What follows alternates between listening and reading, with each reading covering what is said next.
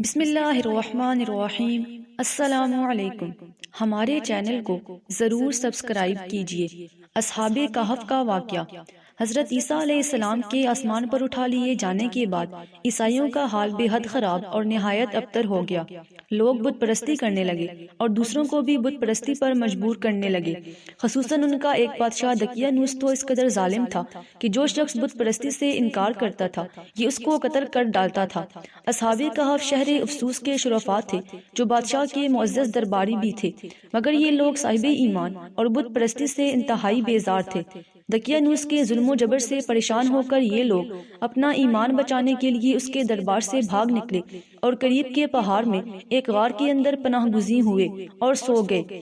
تو 300 برس سے زیادہ عرصے تک کسی حال میں سوتے رہ گئے۔ دقیانوس نے جب ان لوگوں کو تلاش کرایا اور اس کو معلوم ہوا کہ یہ لوگ غار کے اندر ہیں تو وہ بے حد ناراض ہوا اور فرتے غیظ و غضب میں یہ حکم دے دیا کہ غار کو ایک سنگین دیوار اٹھا کر بند کر دیا جائے تاکہ یہ لوگ اسی میں رہ کر مر جائیں اور وہی غار ان لوگوں کی قبر بن جائے۔ مگر دقیانوس نے جس شخص کے سپرد یہ کام کیا تھا وہ بہت ہی نیک دل اور صاحب ایمان آدمی تھا۔ اس نے اصحاب کہف کے نام، ان کی تعداد اور ان کا پورا واقعہ ایک تختی پر کندہ کرا کر تانبے کے صندوق کے اندر رکھ کر دیوار کی بنیاد میں رکھ دیا اور اسی طرح کی ایک تختی شاہی خزانے میں بھی محفوظ کروا دی۔ کچھ دنوں کے بعد دقیانوس بادشاہ مر گیا اور سلطنتیں بدلتی رہیں، یہاں تک کہ ایک نیک دل اور انصاف پرور بادشاہ جس کا نام بیدروس تھا تخت نشین ہوا، جس نے 68 سال تک بہت شان و شوکت کے ساتھ حکومت کی۔ اس کے دور میں مذہبی فرقہ بندی شروع ہو گئی اور بعض لوگ مرنے کے بعد اٹھنے اور قیامت کا انکار کرنے لگے۔ قوم کا یہ حال دیکھ کر بادشاہ رنج و غم میں ڈوب گیا اور وہ تنہائی میں ایک مکان کے اندر بند ہو کر خداوند قدوس عز و جل کے دربار میں نہایت بے قراری کے ساتھ گریہ وزاری کر کے دعائیں مانگنے لگا کہ یا اللہ عز و جل کوئی ایسی نشانی ظاہر فرما دے تاکہ لوگوں کو مرنے کے بعد زندہ ہو کر اٹھنے اور قیامت کا یقین ہو جائے۔ بادشاہ کی یہ دعا مقبول ہو گئی اور اچانک بکریوں کے ایک چرواہے نے اپنی بکریوں کو ٹہرانے کے لیے اسی غار کو منتخب کیا اور دیوار کو گرا دیا۔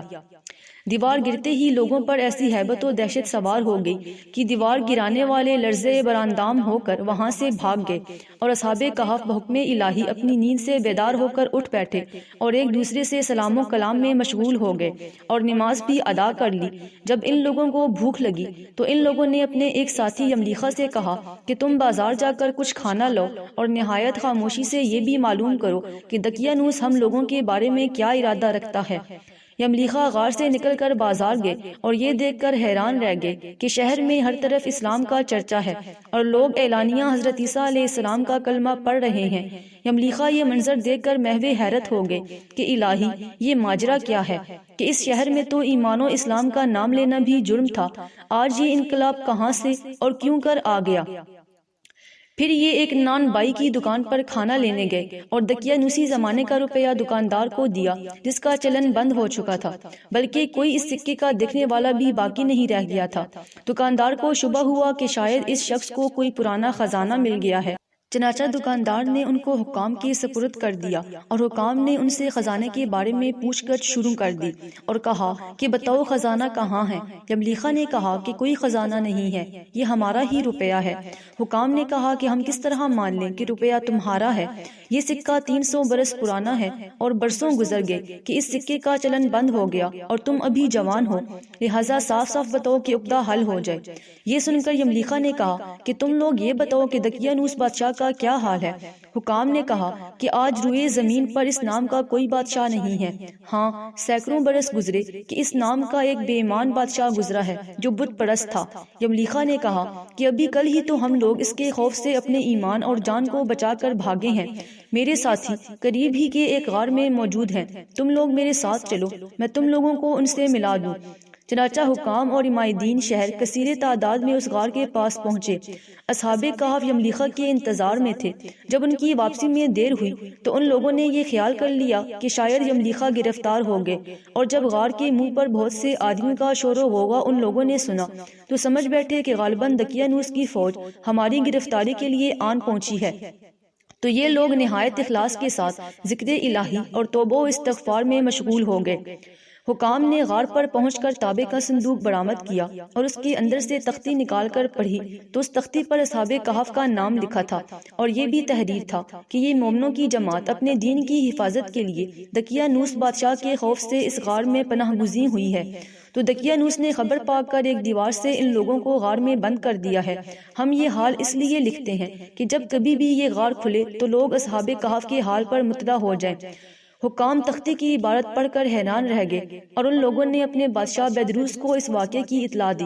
فوراً ہی بیدروس بادشاہ اپنے امراء اور عمائدین شہر کو ساتھ لے کر غار کے پاس پہنچا تو اصحاب کہف نے غار سے نکل کر بادشاہ سے معانقہ کیا اور اپنی سرگزشت بیان کی۔ بیدروس بادشاہ سجدے میں گر کر خداوند قدوس کا شکر ادا کرنے لگا کہ میری دعا قبول ہو گئی، اور اللہ تعالیٰ نے ایسی نشانی ظاہر کر دی جس سے موت کے بعد زندہ ہو کر اٹھنے کا ہر شخص کو یقین ہو گیا۔